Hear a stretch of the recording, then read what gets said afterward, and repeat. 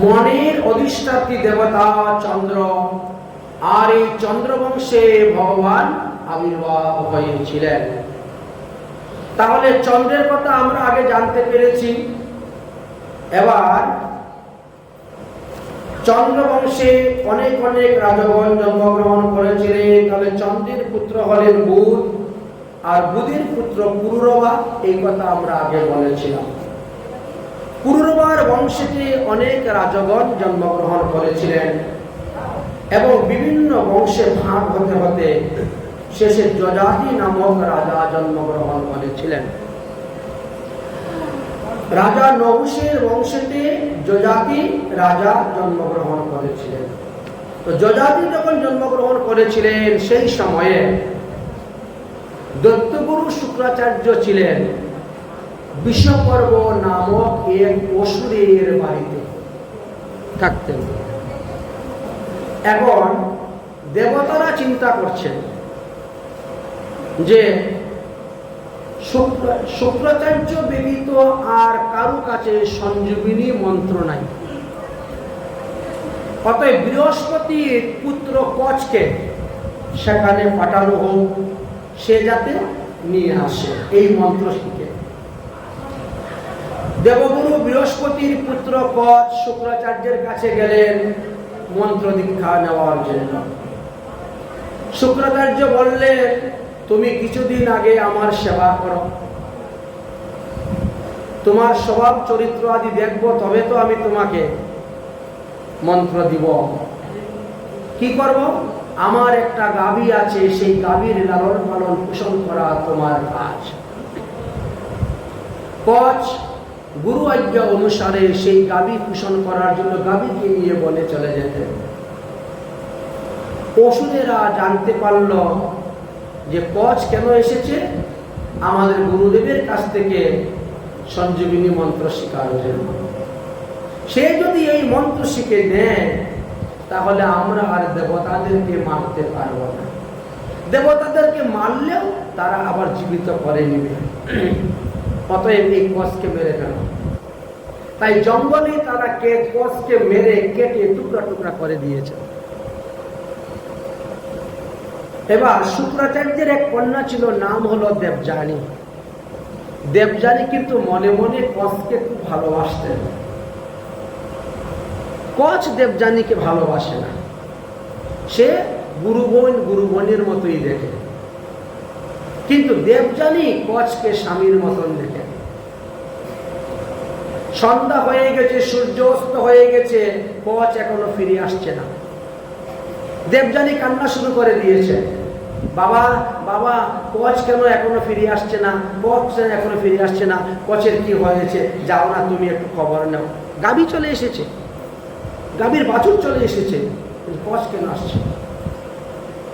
তিনি ধ্যানস্থ হয়ে বসে বললেন, কচকে তো অসুররা মেরে ফেলেছে রে। এই বাবা, তুমি কচকে বাঁচাও না, আমি কচকে খুব ভালোবাসি, কচ ছাড়া আমি বাঁচতে পারবো না। গেলেন জঙ্গলে, গিয়ে কচের একটা হাড্ডি হাতে নিলেন, নিয়ে মন্ত্রপুত করলেন, আবার যেই কচ সেই কচ বানিয়ে দিলেন। সেই কচকে নিয়ে বাড়িতে চলে আসলেন। দেবযানী সন্তুষ্ট। অসুররা চিন্তা করলো, তাহলে অন্য পদ্ধতি করতে হবে। আরেকদিন কচ বন জঙ্গলে গিয়েছে উচ্চারণ করতে, কচকে মেরে কেটে টুকরো টুকরো করে শৃগাল কুকুরকে খাওয়াই দিয়েছে। শৃগাল কুকুরকে খাওয়াই দিয়েছে।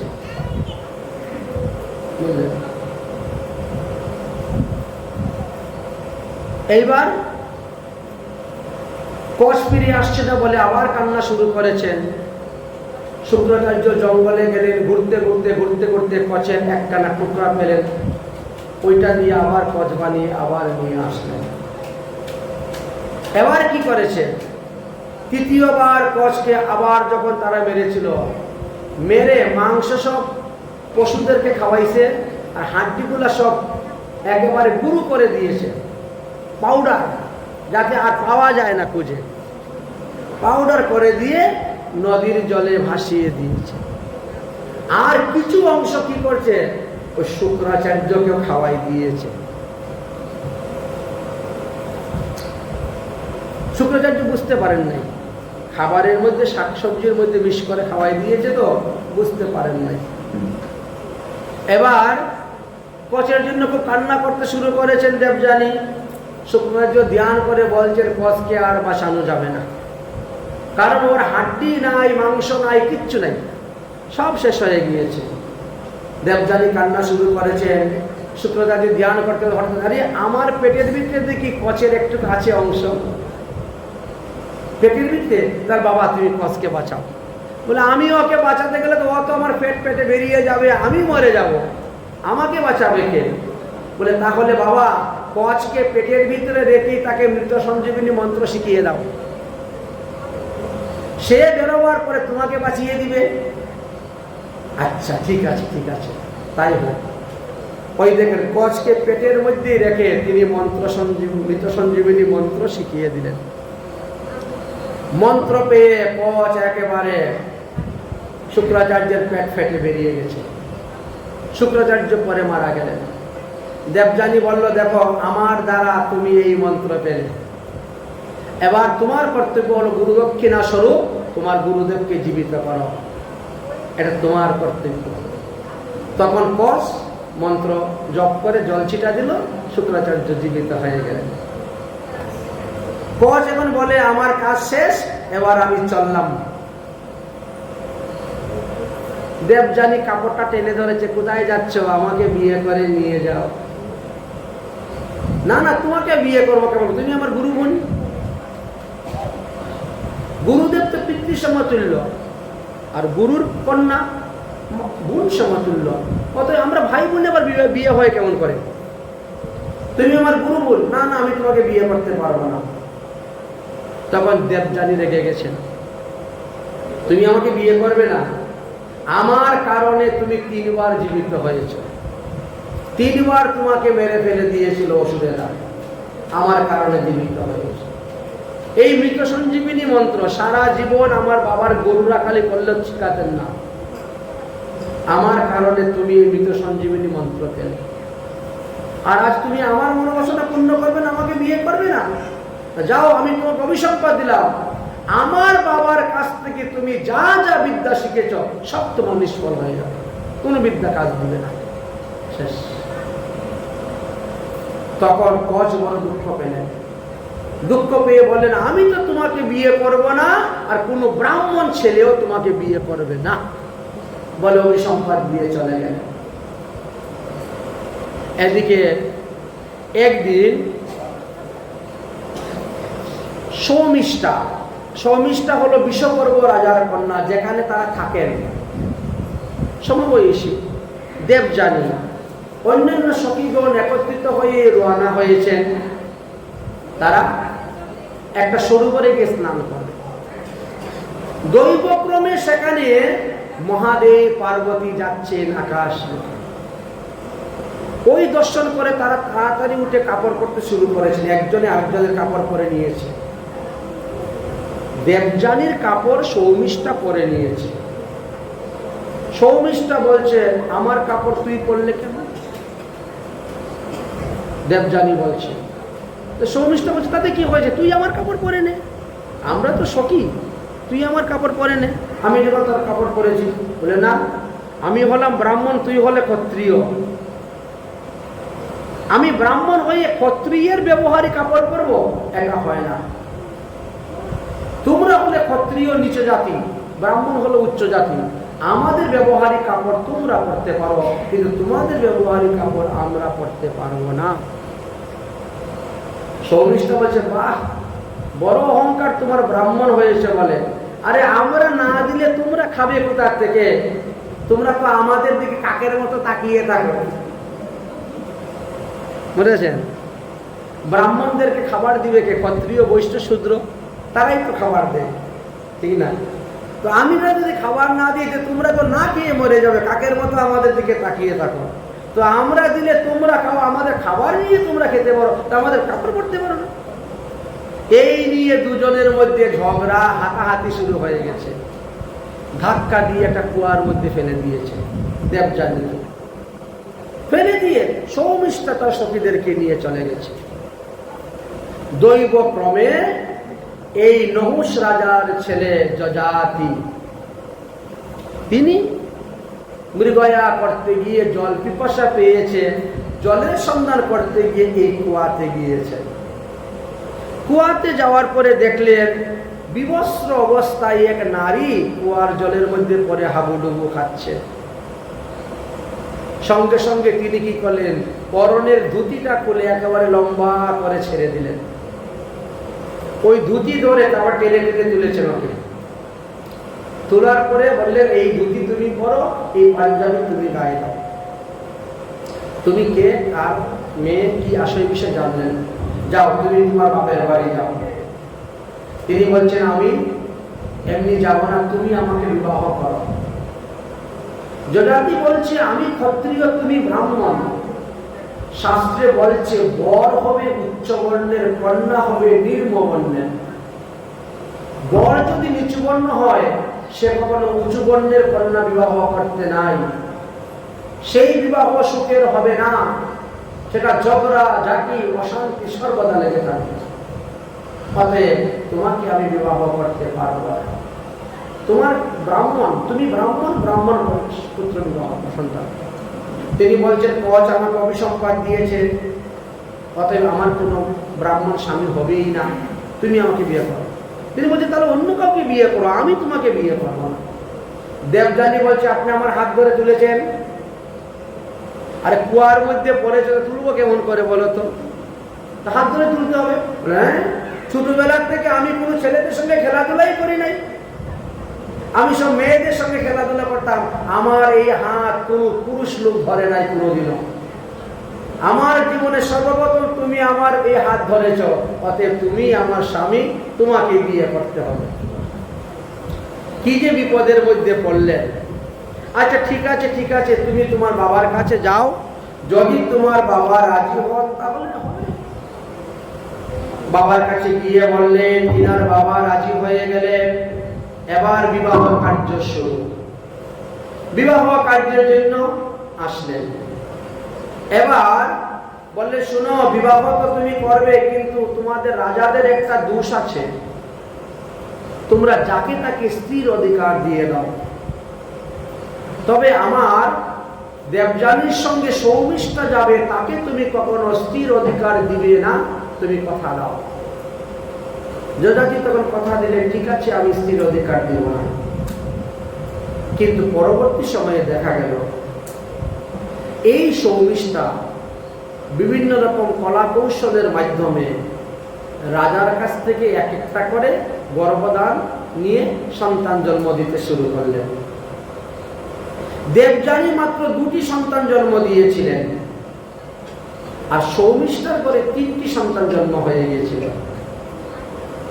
পরবর্তী সময়ে যখন জানতে পারলেন দেবযানী, তখন তিনি গিয়ে শুক্রাচার্যকে বললেন, বাবা, তোমাদের জামাতা তার প্রতিজ্ঞা রক্ষা করে নাই।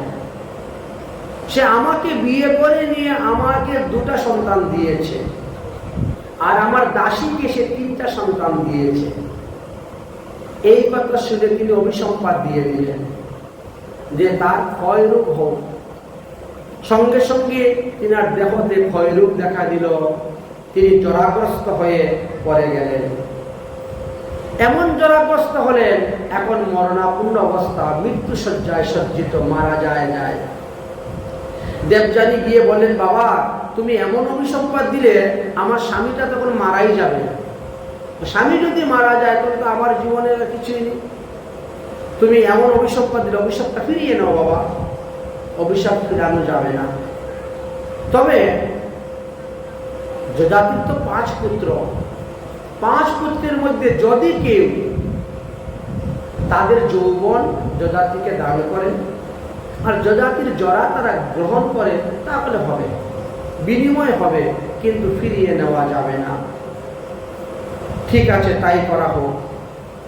যযাতি তখন আসলেন, সর্বপ্রথম যদুকে বললেন, জ্যেষ্ঠ পুত্র যদু, যে যদুবংশে ভগবান শ্রীকৃষ্ণ জন্ম নিয়েছেন, সেই জ্যেষ্ঠ পুত্র যদুকে বললেন, যদু, তোমার যৌবন আমাকে দাও, আমার জরা তুমি নাও।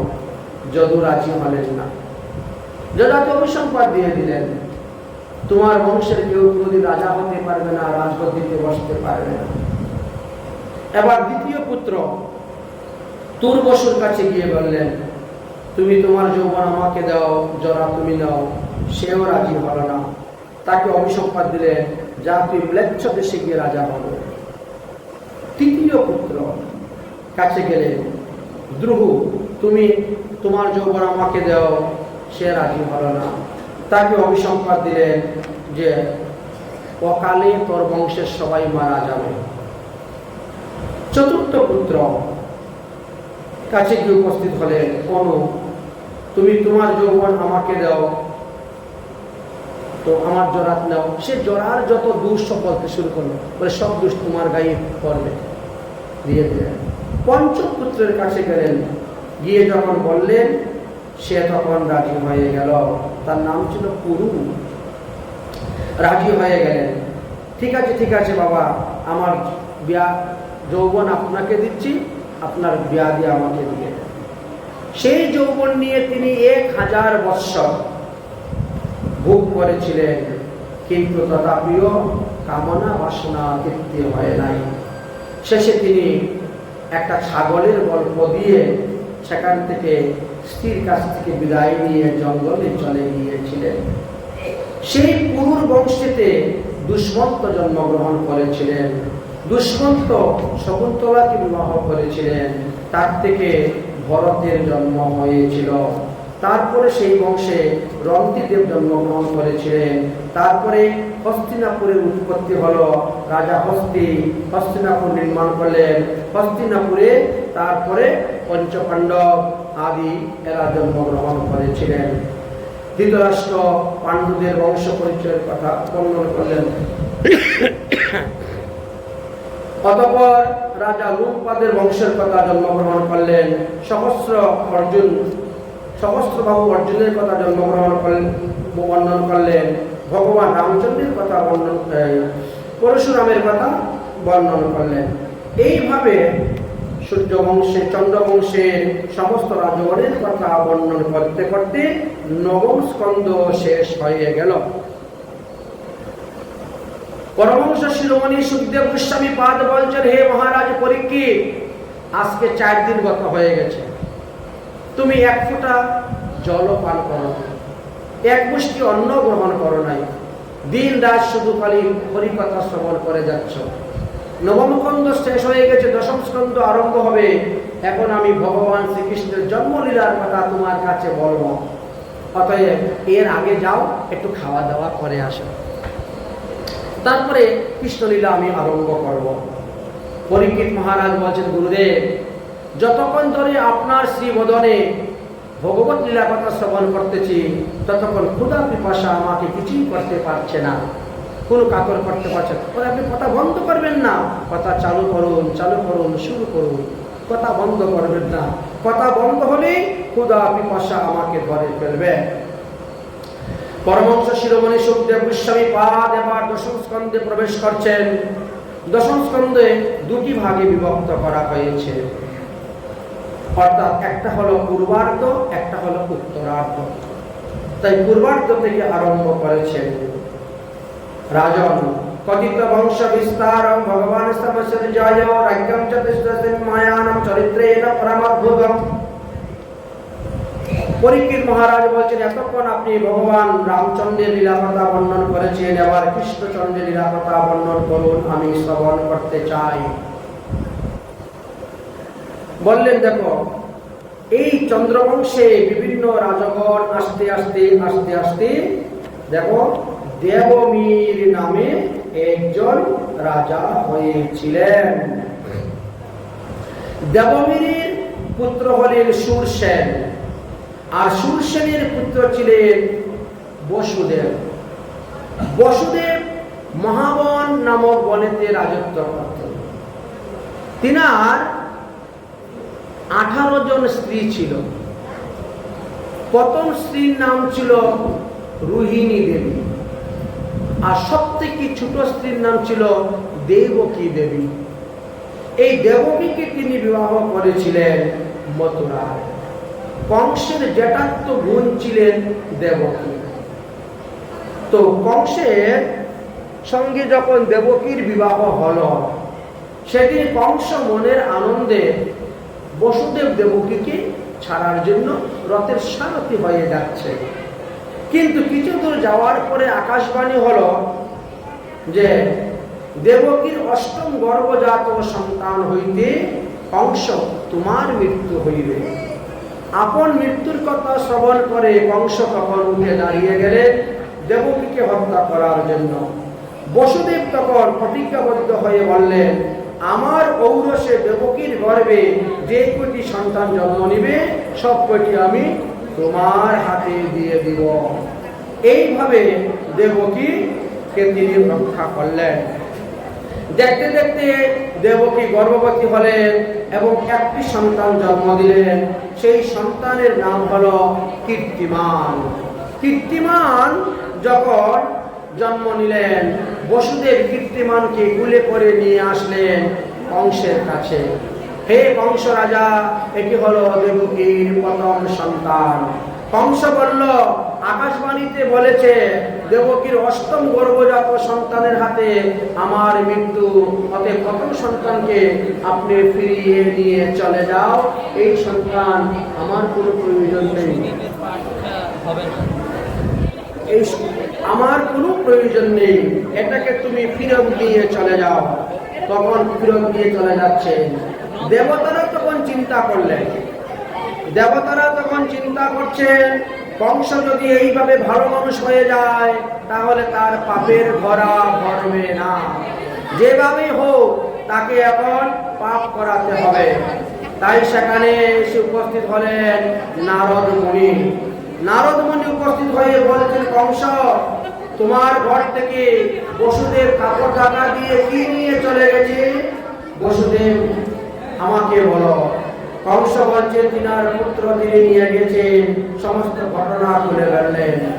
তখন নারদ মুনি বলছেন, দেখো পদ্ম ফুলের মধ্যে 8টা পাপড়ি থাকে, এখান থেকে গণনা করলে ওটা হবে অষ্টম, ওখান থেকে গণনা করলে এটা হবে অষ্টম।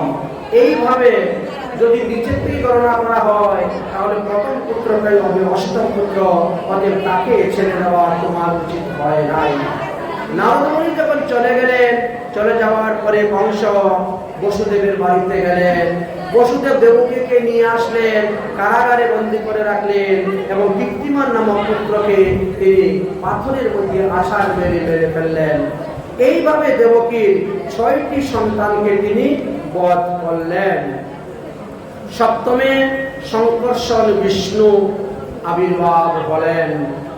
ভগবান তখন যুগমায়াকে বললেন, অব যুগমায়া, তুমি দেবকীর গর্ভ হইতে এই সন্তানকে আকর্ষণ করিয়ে রোহিণীর গর্ভে নিয়ে স্থাপন করে দাও।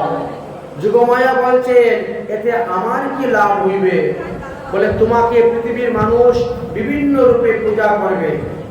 কালী, ভদ্রকালী, জয়া, বিজয়া, কুমুদা, চন্ডিকা, কৃষ্ণা, মাধবী, কনকা, মায়া, ঈশানী, এইভাবে অনেক নাম।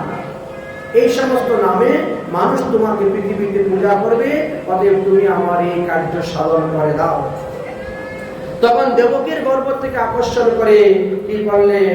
রোহিণীর গর্ভেতে নিয়ে স্থাপন করলেন শঙ্কর্ষণ বিষ্ণুকে। সেখানে শঙ্কর্ষণ বিষ্ণু জন্মগ্রহণ করলেন।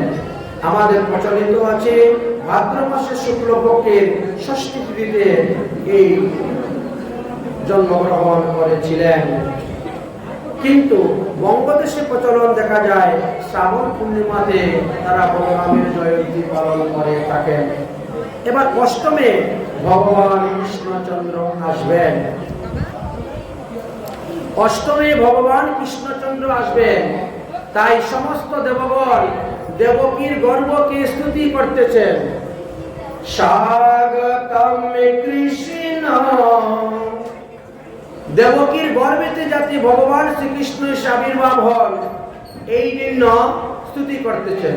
স্বাগতম কৃষ্ণ, শরণাগতম কৃষ্ণ, স্বাগতম কৃষ্ণ, শরণাগতম কৃষ্ণ।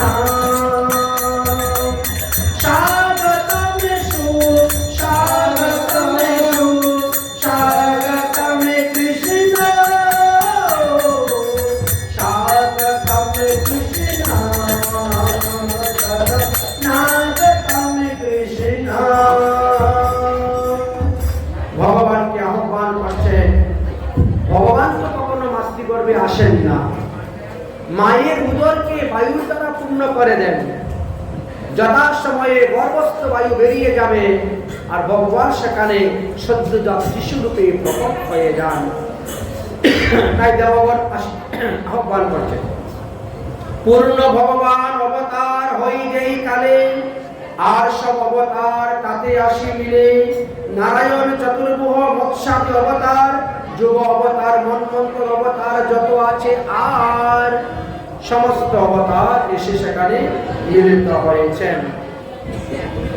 এদিকে দেখতে দেখতে গর্ভ পূর্ণ হয়ে গেছে। ভগবান যেদিন আবির্ভাব হবেন সেই দিন ছিল ভাদ্র মাসের কৃষ্ণপক্ষে অষ্টমী তিথি।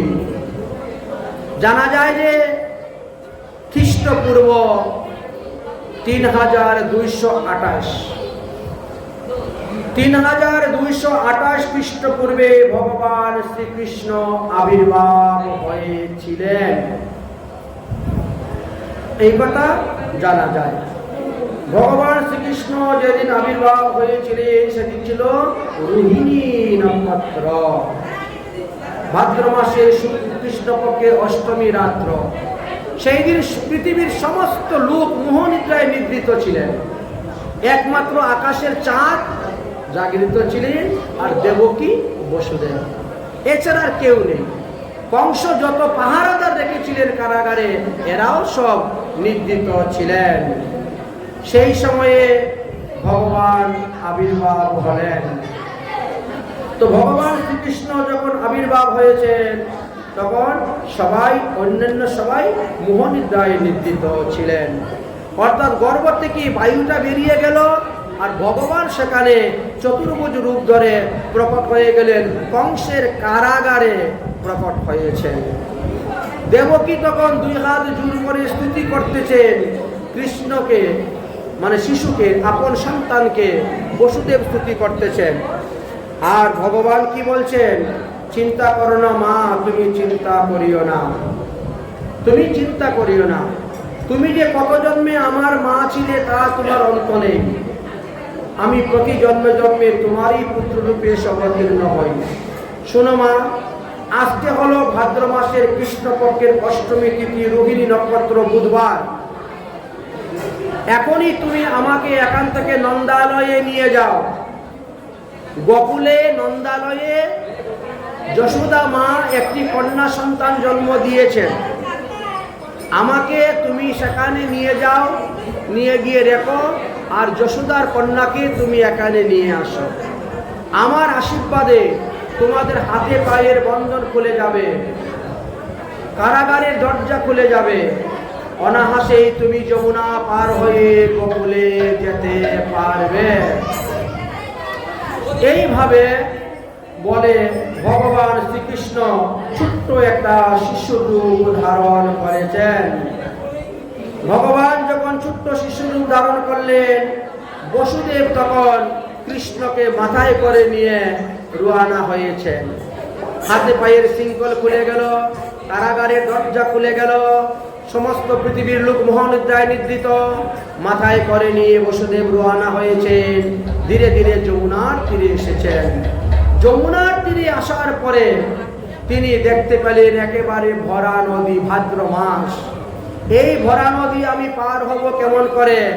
রাত্রি তখন তৃতীয় প্রহর, 3টা বেজে গেল।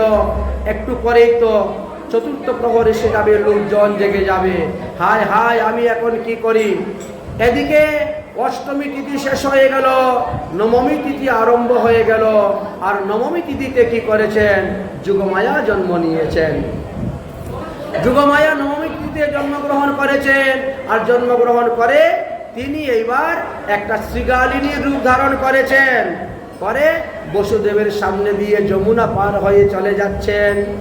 বসুদেব বলছে, বাবা, তাহলে এই দিকে রাস্তাটা দেখে জল কম আছে, আমি ওই দিকেই তাহলে পার হব। বসুদেব যখন নিজের সন্তানকে নিয়ে যমুনা পার হয়ে যাচ্ছেন, তখন যমুনা ভগবান শ্রীকৃষ্ণের চরণস্পর্শের জন্য উত্তোলিত হয়ে উঠে গেছেন। এমনভাবে উচ্চলিত হয়ে উঠেছেন যে ভগবান শ্রীকৃষ্ণ বসুদেবের মাথার থেকে পড়ে গেছেন যমুনার জলে। যমুনার মনোবাসনা পূর্ণ করার পর ভগবান আবার বসুদেবের হাতে ধরা দিলেন। বসুদেব নিয়ে চলে গেলেন আর তিনি নন্দালয়ে গেলেন। গিয়ে দেখে সুতিকা গৃহটি, গিয়ে দেখলেন যে সুতিকা গৃহটি আলোকিত করে একটি ফুটফুটে শিশু ঘুমান্ত অবস্থায় আছে, সবাই মোহনিদ্রায় নিদ্রিত।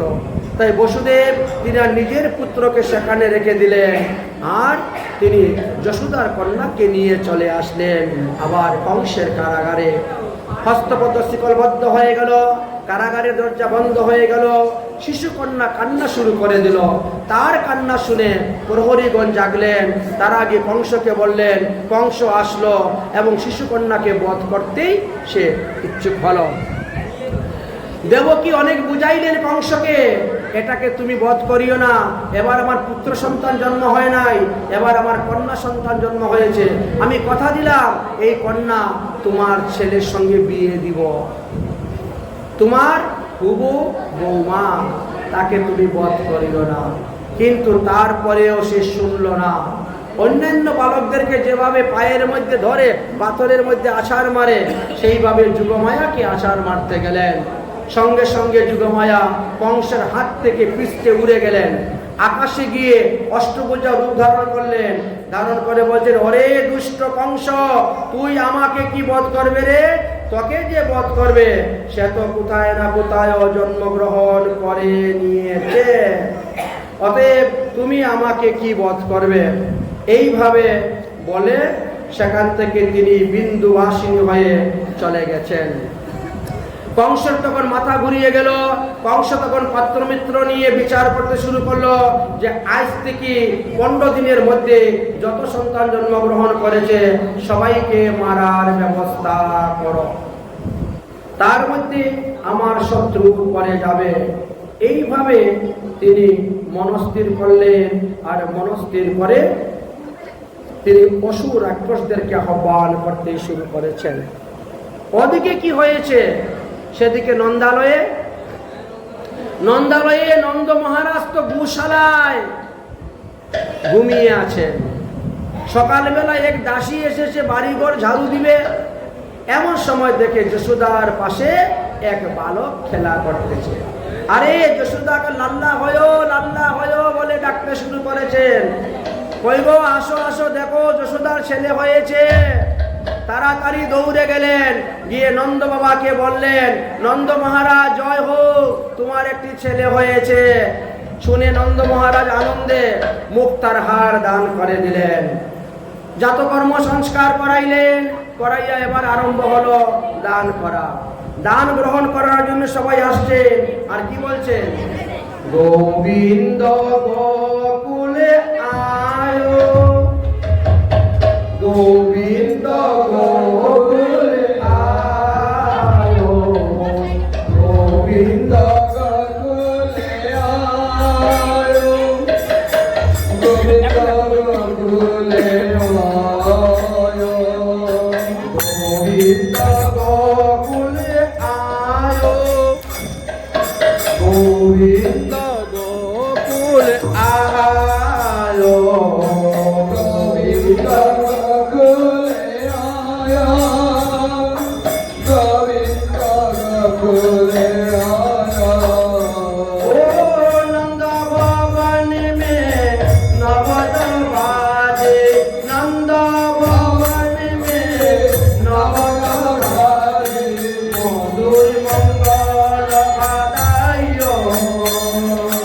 গোবিন্দ গোকুলে আয়ো, গোবিন্দ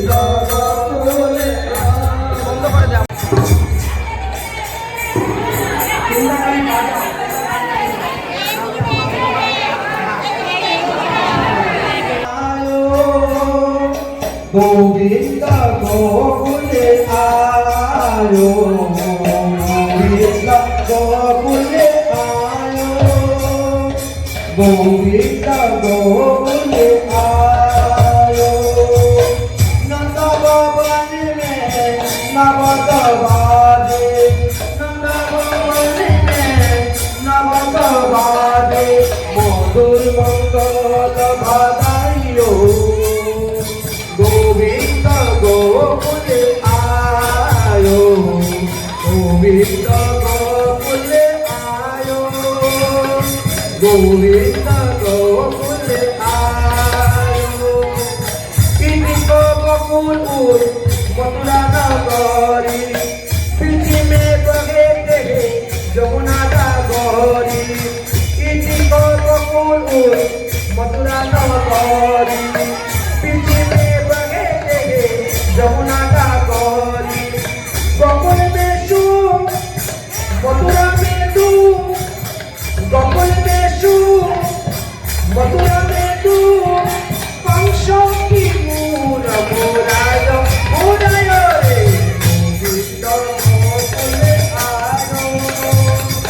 गोविंद गोकुल आयो गोविंद गोकुल आयो गोविंद गोकुल आयो नंद लाला की जय नंद लाला की नंद बाবার বয়স তখন 90 বছর মা জয়সীমার বয়স তখন 85 বছর আর সেই বয়সে একটা ছেলে হয়েছে তাই তিনি 20 লক্ষ গাভী দান করেছিলেন ও নন্দকরা নন্দ ভাই জয় কানাইয়া লাল হাতি দিনো ঘোড়া দিনো ওর দিনো পালে নন্দকরা নন্দ ভাই জয় কানাইয়া লাল হাতি দিনো ঘোড়া দিনো ওর দিনো পালে জোবান को হাতি ঘোড়া বুড়োর को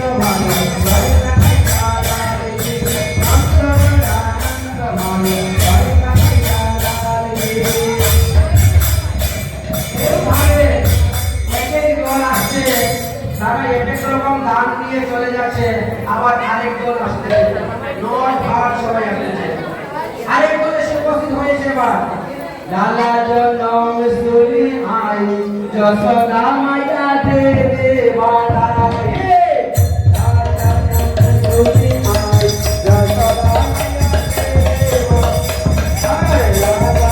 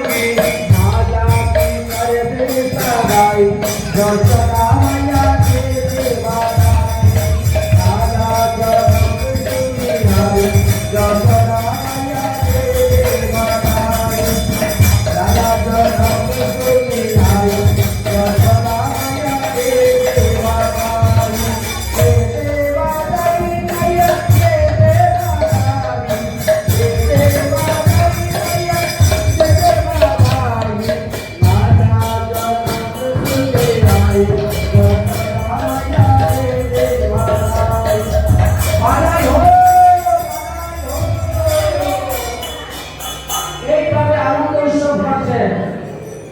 নন্দ মহলে আদি আনন্দ বাড়াই, নন্দ মহলে আনন্দ বাড়াই আদি আনন্দ বাড়াই, আনন্দ বাড়াই আদি আনন্দ নন্দ মহলে আদি আনন্দ বাড়াই, নন্দ মহলে আদি আনন্দ বাড়াই, আনন্দ বাড়াই আদি আনন্দ বাড়াই, স্বর্গে সুন্দরী নাচে নাচে জগৎ, হরি হরি হরি হরি হরি হরি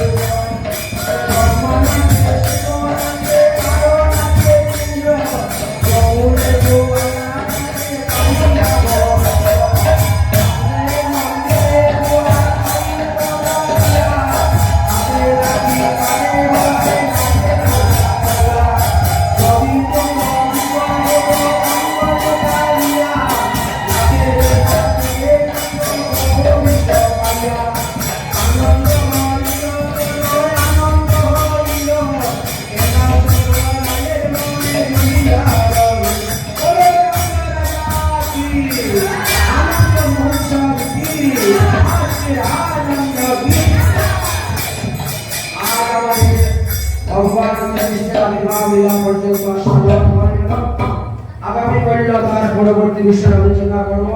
এখন আরতি কৃষ্ণ কানাইয়া কি অধর মুরারি বাজাইয়া কি আরতি কৃষ্ণ কানাইয়া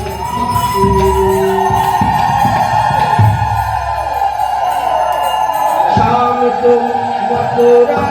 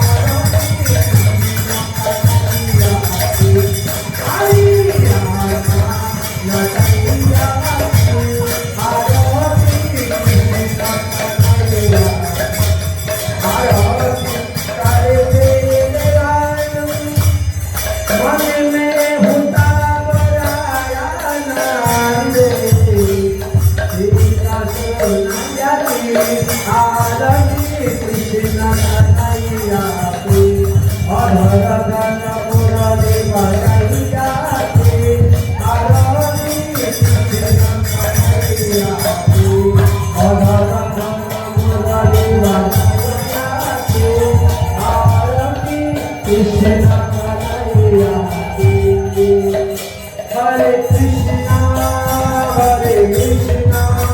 कृष्ण कृष्ण हरे हरे हरे राम राम राम हरे हरे हरे कृष्ण